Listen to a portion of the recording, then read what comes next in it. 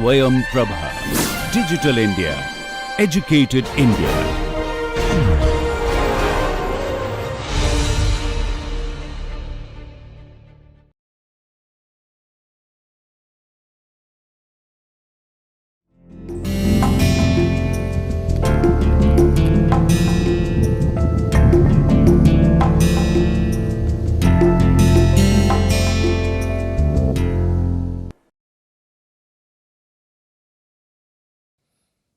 Welcome back to the course of Law of Torts, Consumer Protection and Motor Vehicles.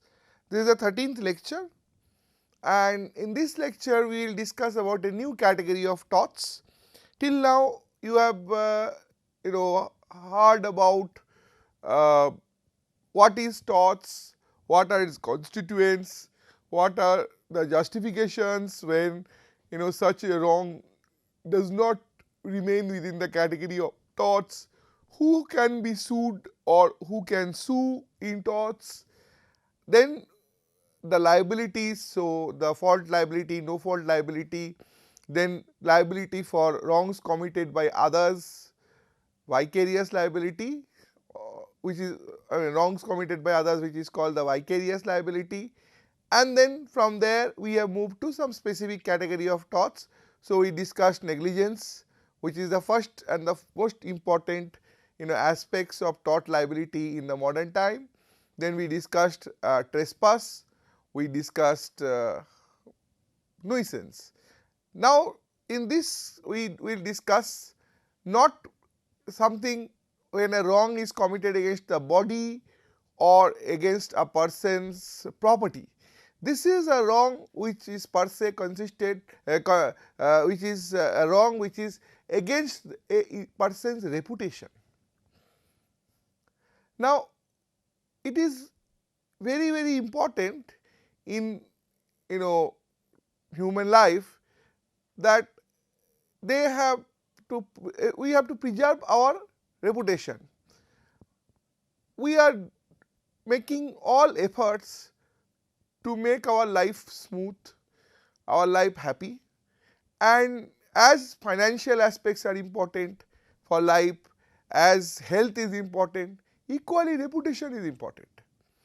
So we are concerned not only about our physical self, we are also concerned about and our financial self, we are also concerned about our social self or reputation. Because wise men say that money lost is nothing lost, health lost is something lost, but reputation lost is everything lost. So therefore protecting reputation is very important for human life, and anyone who attempts to infringe my reputation, I have a right to injunct, I have a right to demand compensation, I have a right to ask the law to intervene and bar him from doing so. And this particular chapter, the wrong that of torts that we will discuss, is dealing with that, which is called defamation. The topics that will be covered in this particular chapter are following: wrongs against reputation, libel and slander, what amounts to defamatory statement, and publication of defamatory statement. So these four aspects of defamation we will deal in this lecture, and the following lecture will also be covering this topic of defamation, where we will discuss a little bit more from an individual to a more public or social aspect, which is what about protecting reputation or right of reputation of our public officials. So Prime Minister of India. Prime Minister of India also, like any human being, has a right to protect his reputation. And sometime when you are working in such positions, your personal and your professional self integrates. So the reputation of your personal and professional self somewhere merge. So sometime when a attempt is made to defame, it does not remain within the square boundary of professional self or personal self. So therefore he has a right to protect. However, at the same time, there is also a compelling interest that society must know who is their leader whom they choose or whom they have chosen. So, in that, free media or press has an important role, and that role of free media to disseminate information about our leaders, about our officials, about the working of the system is to be independent and fair and not to be intervened or controlled by anyone. That is why the Constitution of India guarantees them right to free speech. So, freedom of press comes under the very concept of Article 19 of right to free speech. Now, among the various grounds where free speech can be restricted, defamation is one. But there has always been a significant question that where is the line to be drawn between freedom of press and freedom to protect individuals' private right to reputation. This becomes even more complex when it comes to matters involving persons who are public self. For example, politicians, for example, bureaucrats, for example, sportsmen, for example, celebrities. So, when you reach that celebrity status, everyone knows to know about you, every bit of you. So, your private and public self interest is there in everything, and press or media plays an important role in that. Some of this information bringing to the public is an essential part, but sometimes they in the process of bringing that informations to the public cross that line.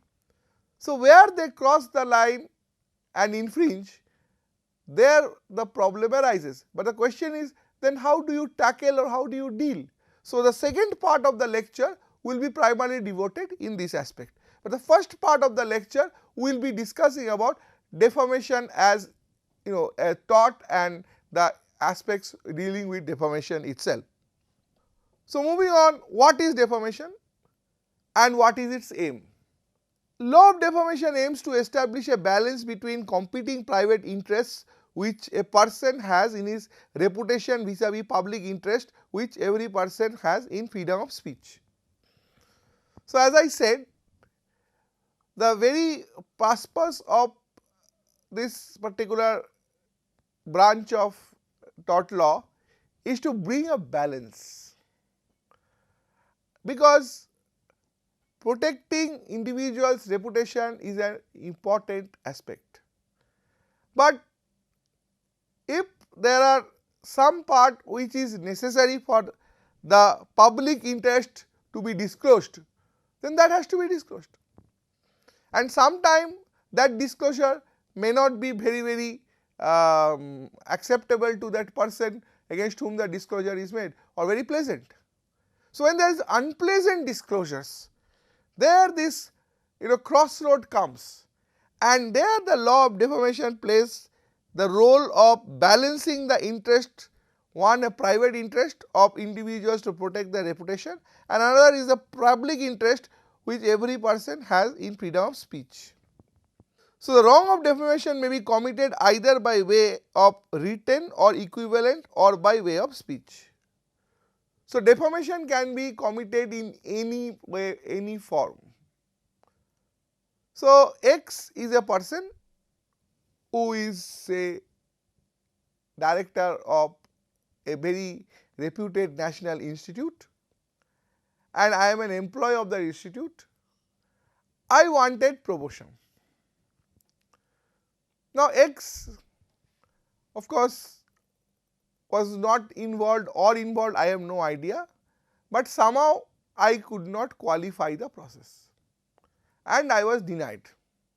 Now, out of vengeance, I make a comment to some people that this person X is a corrupt person and he gives promotion only to people who who are willing to be his own slave. So, the language I used is who is willing to be his slave. Now this willing to be his slave is a very very malicious term, because what it indicates is that he promotes people who wants to work for him without any remuneration or anything. So, he makes people to work like a forced labor. Now, if it is true, then there is no problem, but sometimes it may not be true. Sometimes it may be true, but it is difficult for you to prove. So, in all such cases, the law of defamation comes. Now, if I had made this oral comment before 3 people, I have defamed him orally by way of speech. If I have sent this in form of a letter to somebody or a press, then it is in written form. If I have went to a media interview or posted in the internet, then it is other equivalent form. So, defamation may be committed in any way, including writing, speech or equivalent. Now, defamation in traditional English law has been categorized in 2 particular forms. One is called libel, another is called slander. Now, distinguishing between libel and slander, libel is considered as a higher degree, because libel is when a defamatory statement is made in a permanent form. So, we say that there are certain forms when defamatory statements are made, they cannot be waived or erased easily. So, they are called permanent form in writing, in form of a painting, in form of a sculpture, in form of a book. So, they are permanent. Whereas slander is a lesser degree, because slander happens in a temporary form. So, speaking. Now, if I have said to 3 people that next morning when my head cools down and I am now more balanced, then I realize, oh my God, in the haste and in anger what I have done. So, I rush to them and say, bhai, please forgive me, it was a mistake, I was too angry yesterday, I have said, whether it is true or not I do not know, or even if it is true I do not have a proof. So, my request to you is, please do not make this comment to anyone. If by that time they have not passed this comment, and if they are a person that will keep this word loyally, then I am safe. But if it is published, because it is already defamed, the moment I speak before the 3 people, already I have committed the defamation, because publication has happened. But if they further publish, then I am in bigger trouble. If they remain among in these 3 people, and somehow this does not reach to the person whom it was intended, or it does not go out anymore beyond these 3 and no further action happens, I am saved. But it is not that my defamation does not happen. So, permanent and temporary. Now, what is a defamatory statement? Defamatory statement is usually considered as a statement which is calculated to expose a person to hatred, contempt or ridicule, or to injure him in his trade, business, profession, calling or office, or to cause him to be shunned or avoided in the society. So, it can consist of many things, but it has to be a calculated exposure. This is important, calculated to expose. So, when a statement is calculated to expose a person to hatred, contempt or ridicule, to injure him in his trade, business, profession, calling or office, or to cause him to be shunned or avoided by the society. Now, I know there is a strong group of feminist activists who are involved in the society for empowerment of women and advocacy of women rights. And some of them are present in the locality and in my institution. Now, I was not selected and promoted by my supervisor, who is, say, the director of the institute. So, I am angry, but I am a calculative person. I do not speak to anyone. What I do is that I go to this group of people and through some way convey this message that this person is a highly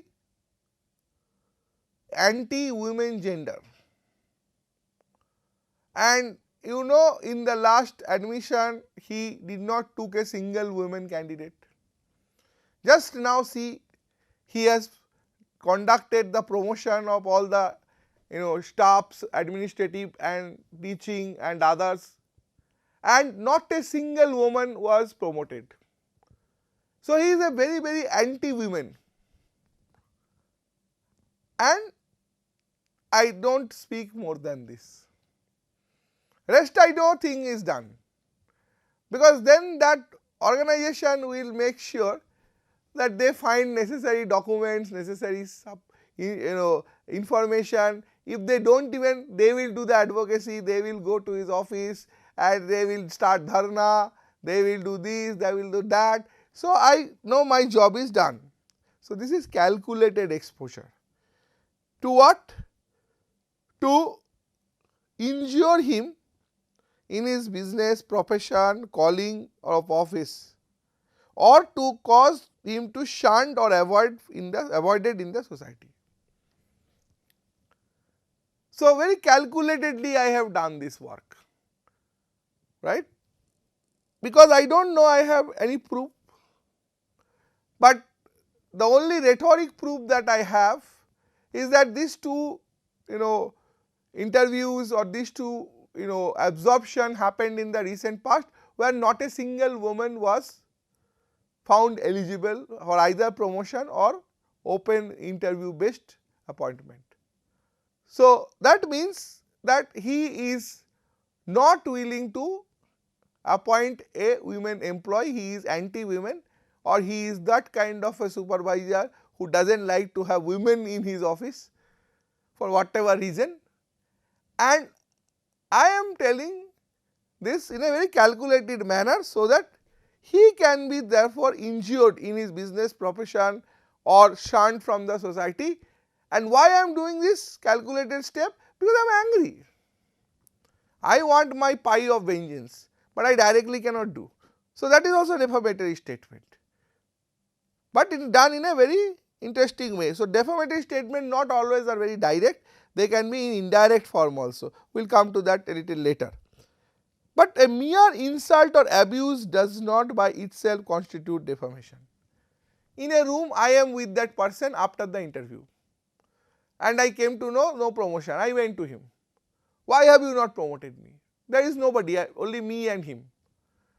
Now, he says, see, as per the eligibility criteria, you do not meet these 3 or 4 things. So, the interview panel said that it is not your turn. We will wait, next time when your turn will come, we will definitely promote you. Meanwhile, what you can do is that you can further strengthen your CV.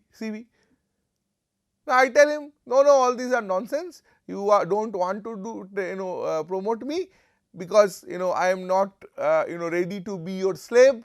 You only promote your slave, and XYZ blah blah blah, and come out after blasting him.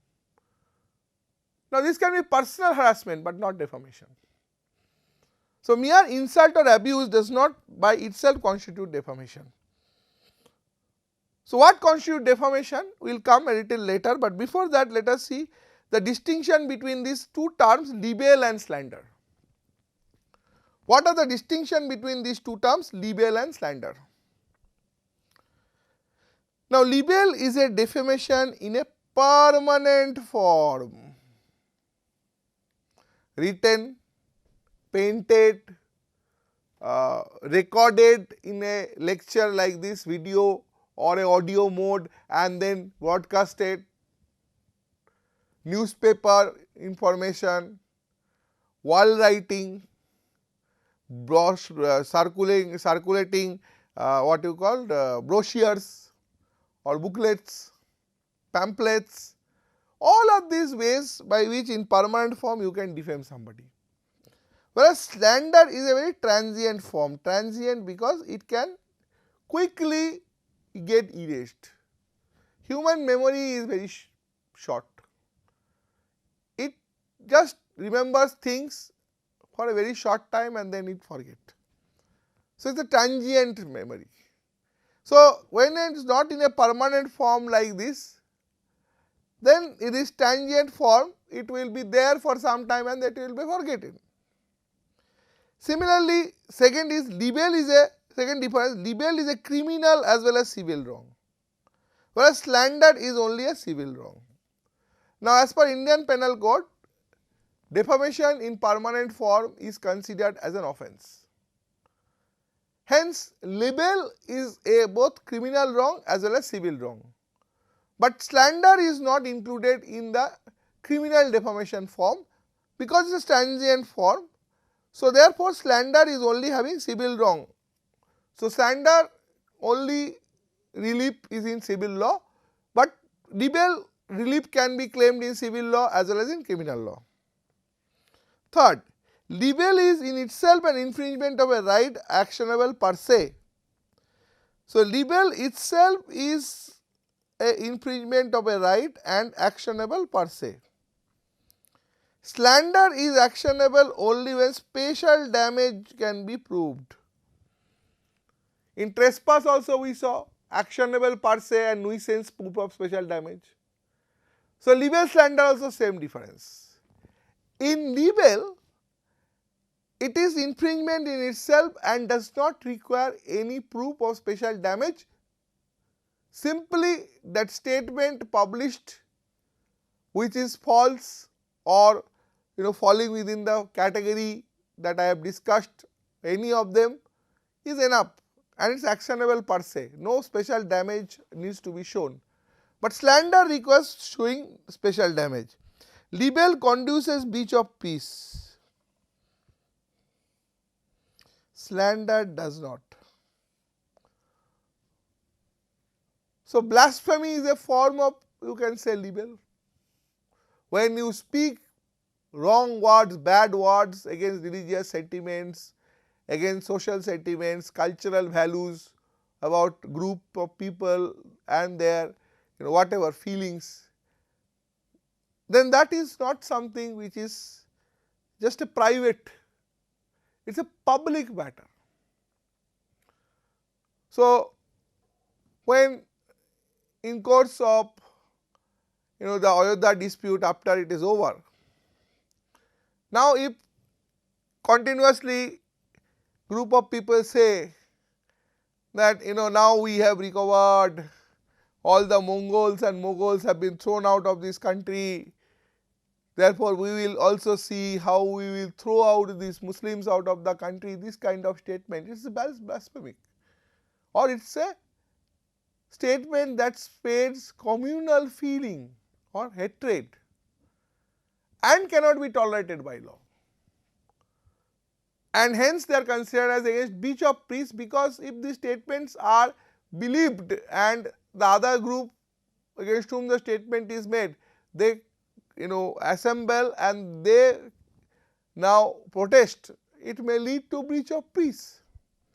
But in slander, this kind of scenarios or situations are very rare to happen. Now, moving further, what are the elements therefore of libel? What constitutes libel? Libel constitutes of 4 important factors. The first factor is false. The statement is false or calculated to spread a falsehood or a hatred or to disrepute me. It is not a statement which is done without this intention. So, it is clearly a statement intentionally made which is false in nature. and which is libellous also in nature therefore. Now, one example, if I say, I will take a political statement, गली गली में शोर है राजीव गांधी चोर है. Now, this is a very libellous statement. This statement was made when the Bofors scam surfaced. Now, Bofors is a multi-billion-dollar scam involving, negotiation and procurement of arms in the Indian Defence Forces. Now, many people were involved, many countries were involved. Nobody knows how and what transaction happened. Nobody knows who are involved in the transaction. Nobody knows whether there was actually, the veracity of how much the scam, where the scam, how the scam. Some statements are made and then in the House of the Parliament some people state that it is been done under the supervision and instruction of the Honorable Prime Minister. And when this happened, the Honorable Prime Minister of this country was Sri Rajiv Gandhi.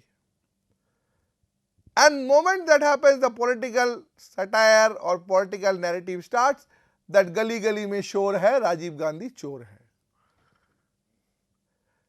Now, this disreputes Rajiv Gandhi.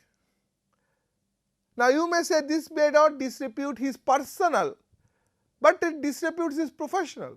But when you are at the peak of the political and statesmanship affairs, now how much is your political life and how much your personal life different from each other is itself a major question.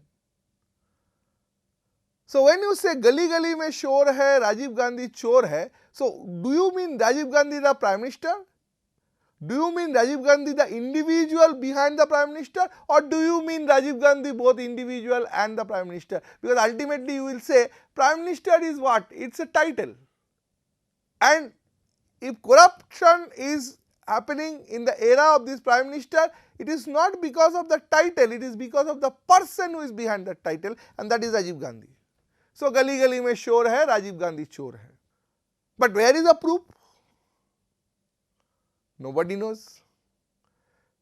Of course, there are press reports, there are other reports, but none of them have till now conclusively inferred that Rajiv Gandhi was involved in any sort of corruption engaging Bofors transaction. None. Except political comments, except political juggleries, and except this kind of grassroots level campaign, gali gali mein shor hai, Rajiv Gandhi chor hai.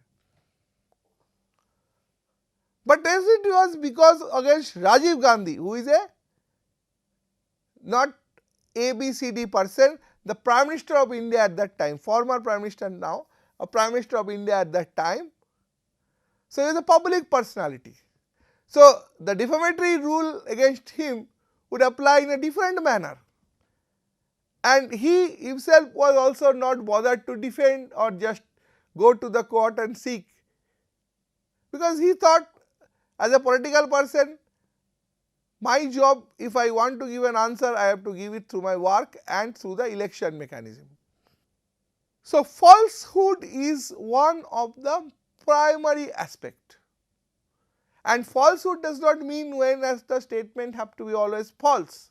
Falsehood may mean also that when you are not able to prove a statement, or you are making a statement as a rhetoric, or you are making a statement as on a hearsay or some no evidence basis. Second, because it is libel and because it is to be in a permanent form, it has to be in writing. Libel cannot be oral, libel has to be in writing or similar form. Third, the statement must be defamatory. So, the statement must be defamatory. That is very important. If the statement is not defamatory, then it will not come under it. Neither if the statement is false, it will come under it.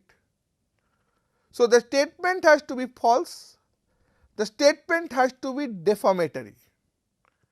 And what is defamatory and what is not defamatory, we will discuss through a number of case laws after we complete the discussion on this elements of libel. So, but as a general basis, when a statement is made which is calculated to cause harm or wrong to somebody's self, somebody's property, somebody's reputation, not property, somebody's self, I will get back. When it is done to expose a person to hatred, contempt or ridicule, to injure him in his trade, business, profession, calling or office, to cause him to be shunned or avoided in the society. That is a defamatory statement. And the last element is that it has to be published. Published does not mean that it has to be printed and published. The word published here means that it has to be in some particular form communicated to another person.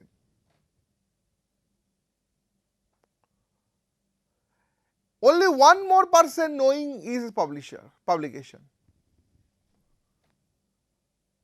So, publication for defamation is definitely not to be understood that it has to be printed and published like that. If I make this comment about my boss that he is a corrupt person to one of a subordinate and my colleague, publication is complete. If I write a letter to my boss saying the same thing and send it without a sealed envelope, knowing very well that all letters going to my boss will be opened by his private secretary, unless it is sealed and specifically written that only to be seen by him, and invariably the secretary opens it, sees, reads the content and then marks to the boss, it is publication. So, publication does not imply that it has to be published in a particular form, particular way, particular manner. Publication in defamation means communicated to a second person or third person. Now, early common law used to say that when I have defamed about my father-in-law to my wife, there is no communication. Why no communication? Because wife and husband is considered to be one self in the old conventional common law. So, therefore, wife and me does not have any different personality. So, therefore, to publishing to wife is not a publication. But those rules does not apply today. So, a publication in whatever way, whatever mode, in the form of communication. So, communication to another person that meets the requirement of publication. So, therefore, what are the four important aspects of libel? The four important aspects of libel are: the statement has to be false, the statement has to be in writing or similar kind of a form which will give a permanent stature to that statement. Third, the statement has to be defamatory in nature. And lastly, the statement has to be published. So, if I write a letter abusing my boss in 100 different language and 100 different manner, and then put it sealed, covered and instruction confidential, that means nobody except my boss will open and send it to him. and obviously it reaches my boss in exactly the same manner, and he opens, reads and immediately suspends me. Now I go to court and say the suspension or termination is illegal. The court asks my boss why. He says he harasses me. Why? How you are proving harassment?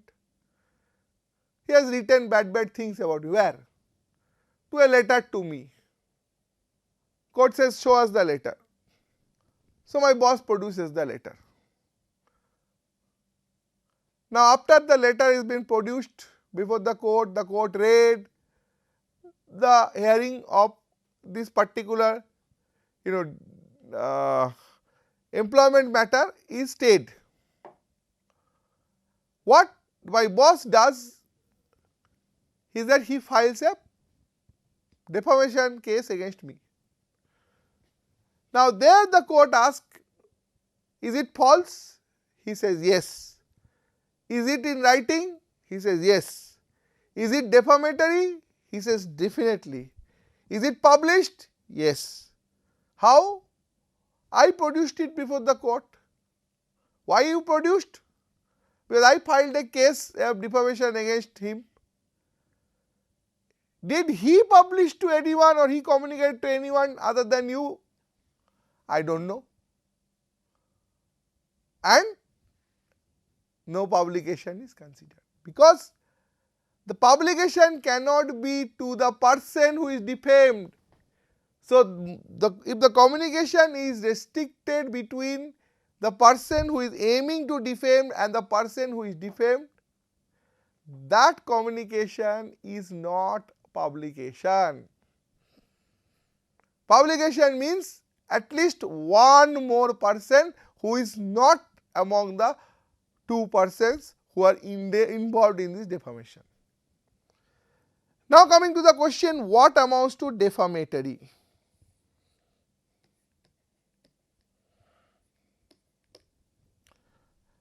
Now we will discuss some case laws here to understand.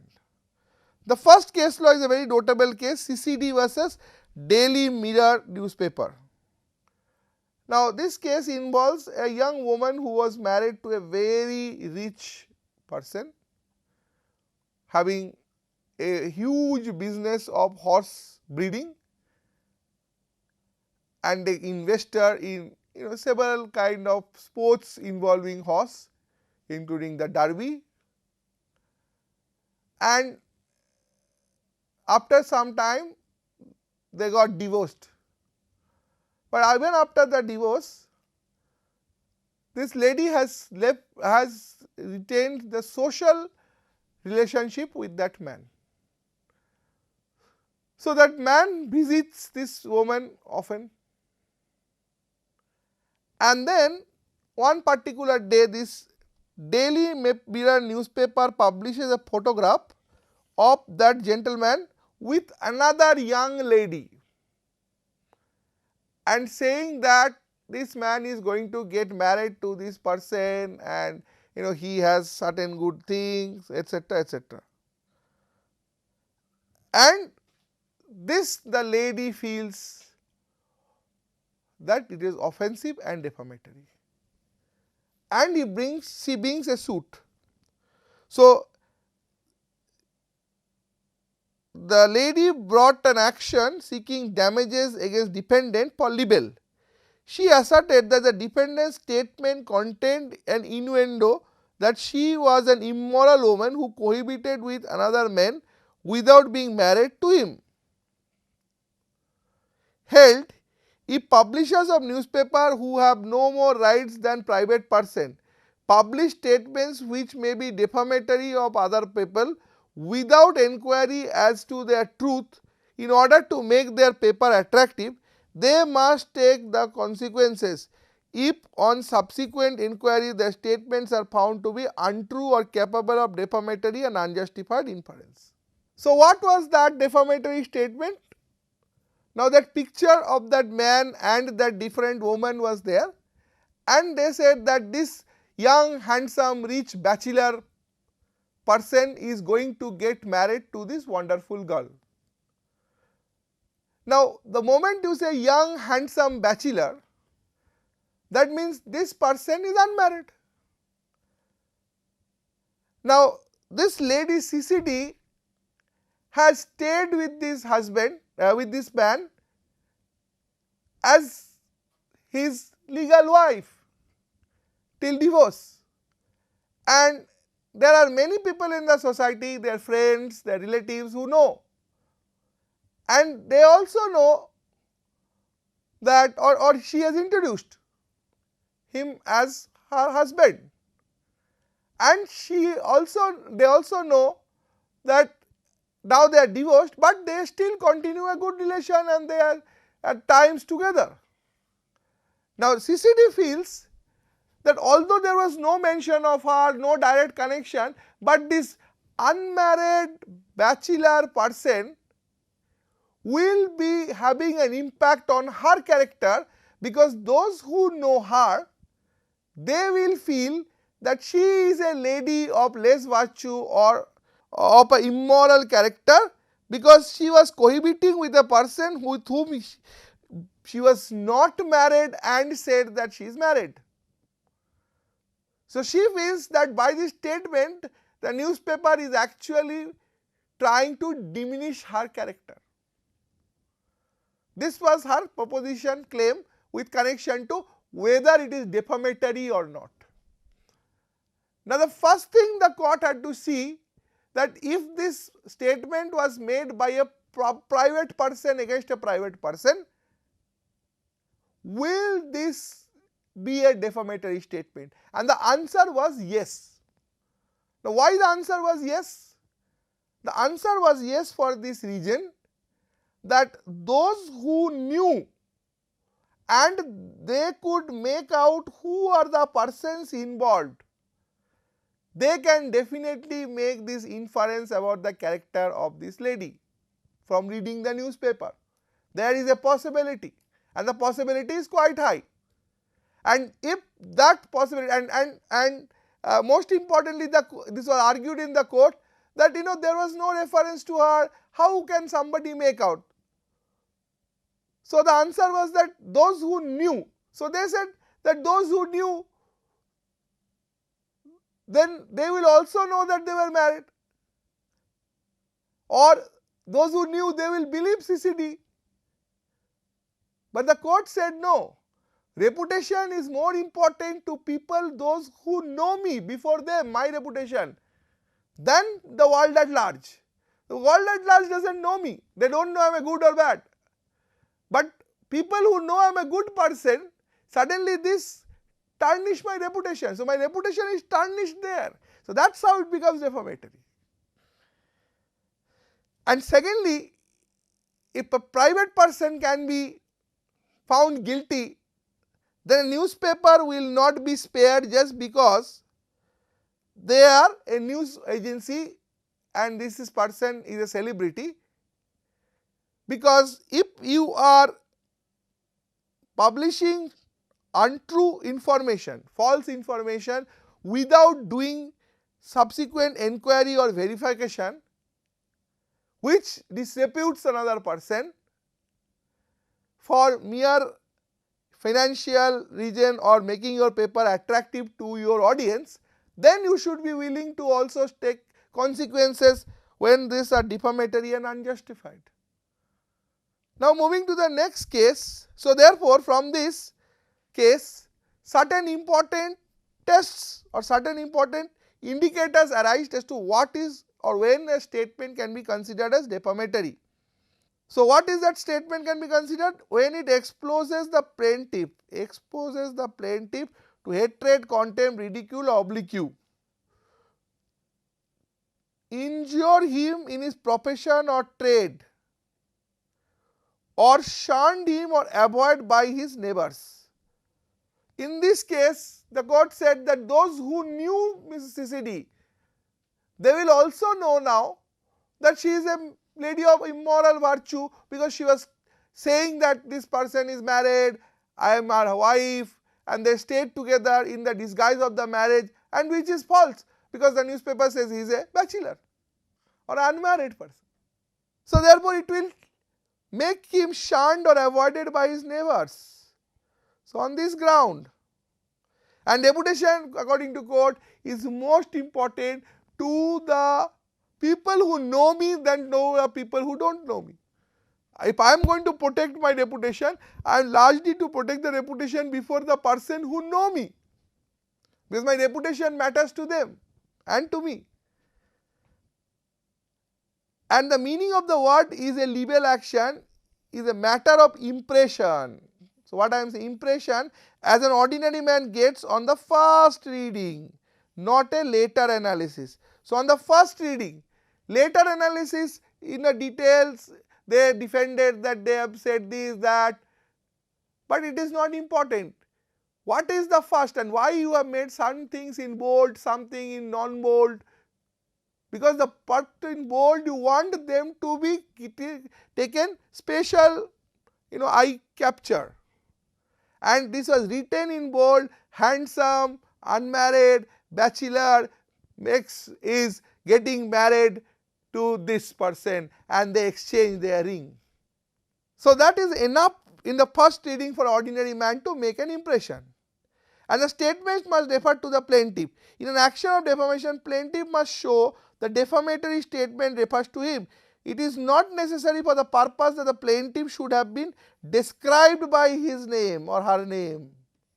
So described by her name or his name is not necessary when there is sufficient connection that can be made, like the one I just explained now. In another case, also very interesting, in course of this MGM, Metro Golden Mayer's picture, Mad Monk Rasputin, a lady who had relation or affection with a person represented as murderer was represented as having also relation, which might be either relation of seduction or relation of rape with a man Rasputin, a man of worst possible character. When the film was produced in this country, the plaintiff, in country in the sense England, this is an English case, country, the plaintiff alleged that reasonable people who would understand that she was the woman who was represented as having had that illicit relationship.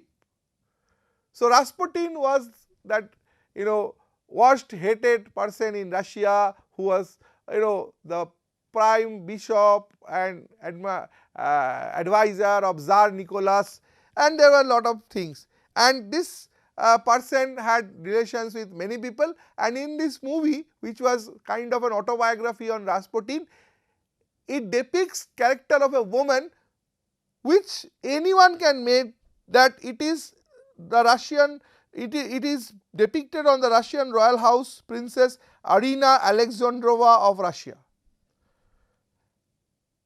and she was married after the incident in question to a man who was undoubtedly one of the persons concerned in the killing of Rasputin.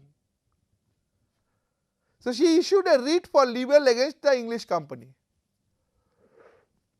and the question was that this is fictitious, and every movie starts with this characteristic disclaimer that all characters are fictitious and they do not have any connection with any living or non-living beings, present or past, X, blah blah blah. But still, this Arina Alexandrova, the Princess of Russia, who was living at London at that point of time, was very much sure that those who knew can well make it, and the court granted the order for defamation. And in this case, the publication is defamatory or not, three particular questions were addressed. One, to a reasonable third person, whether would believe the statement to be defamatory; to another identifiable person. A reasonable third person would believe the statement to be defamatory to another identifiable person. So, even a reasonable third person in these circumstances would believe that this is a defamatory statement if it is identifiable to the to another identifiable person, and in this case it was yes. The next case, however, is slightly on the other side. In this case, an article was published in the Sunday Chronicle of Paris, where describing a motor festival in which reference was made of one Atmas Jones, a church warden, Peckman, and it was stated that he was having a gay time and was in company of a woman who was not his wife. The plaintiff, who was barrister, was baptized as Thomas Jones, but later took an additional name, Atremus. He was not a church warden, he did not live in Peckman and had not been in Deep Festival. But the plaintiff accepted that the writer of the article and the editor of this paper knew nothing of him and did not intend the article to refer to him. However, the witnesses held that when they read, their first impression was it was the plaintiff. So, it was definitely not written about the plaintiff, it was written about a third person, but because the name was same, the plaintiff said that any third person thought it was me. But and the jury held the newspaper liable, but in a later action in appeal court, the order was reversed and the court held the real point upon which verdict must turn is ought or ought not sensible and reasonable people reading this article to think that it was a mere imaginary person. If you think, any reasonable person would think that it is not actionable. If one, on the other hand, you think that the people would suppose it to mean some real person, those who did not know the plaintiff, of course, would know who the real person was, but those who did know the existence of the plaintiff would think it was the plaintiff, then the action is maintainable. And the answer is no, because he was not in Peckerman, he was not a church warden, he has never visited Deep Festival. So, except the name, there was nothing connecting. But in the previous case, there was a lot of connecting factor, but the name was different. Then comes innuendo. Innuendo is something where words spoken are intended towards the plaintiff, but it is spoken not to heart. So, innuendo means words prima facie defamatory when their natural, obvious and primary sense is defamatory. So, words are prima facie defamatory when the natural, obvious and primary sense is defamatory. Words prima facie innocent are not actionable unless their secondary latent meaning is proved to be plaintive. So, words are not defamatory, their natural, obvious, primary sense they are defamatory. You are a scandal. But when words are innocent, they are not actionable because their latent meaning is proved, and unless proved there is something wrong, it is considered to be not defamatory.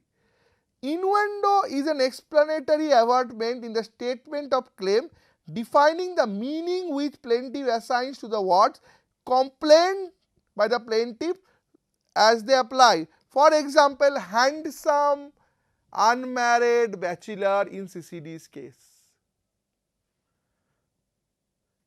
It was written handsome unmarried bachelor and that turned into this way, and this is called innuendo. She took the legal position that it was an innuendo. The word had a very inner meaning, and inner meaning is this. In another case, in Morgan versus Odamus Press, an offending article did not refer to plaintiff at all, but it only stated that a girl had been kidnapped by a dog doping gang and kept in a flat. The plaintiff pleaded a special circumstances that the girl at the relevant time stayed in his flat, and also pleaded that a special meaning was attributed by those who knew circumstances that the plaintiff was a member of a gang. So, the plaintiff said that it is defamatory and intended to him because the time that was mentioned, a girl was staying in her flat and I was associated to a particular gang that was known to many people. So, therefore, it did not say, but it said that a girl was kidnapped by a dog doping gang in a flat. When an amateur golfer's picture is used in a chocolate advertisement without his permission, it is considered as innuendo because it says that it is trying to defame his image, because he has not permitted it for reward, and it is shown that he has prostituted this reputation as an amateur golfer, because the moment he is taking money, he is not anymore an amateur. So, it is an attempt to disrepute him. So, publication we have already discussed, we will discuss it in the next class also a little bit. Thank you very much, and we will continue this chapter of defamation. It is very interesting and it involves a lot of important questions, because reputation is a matter of great importance to everyone, and how reputations can be sometime affected directly or how not directly, but through innuendo or through latent meaning, and how to protect ourselves. So, we will continue this discussion in the next lecture. Thank you and hope to see you again in the next lecture. Thank you.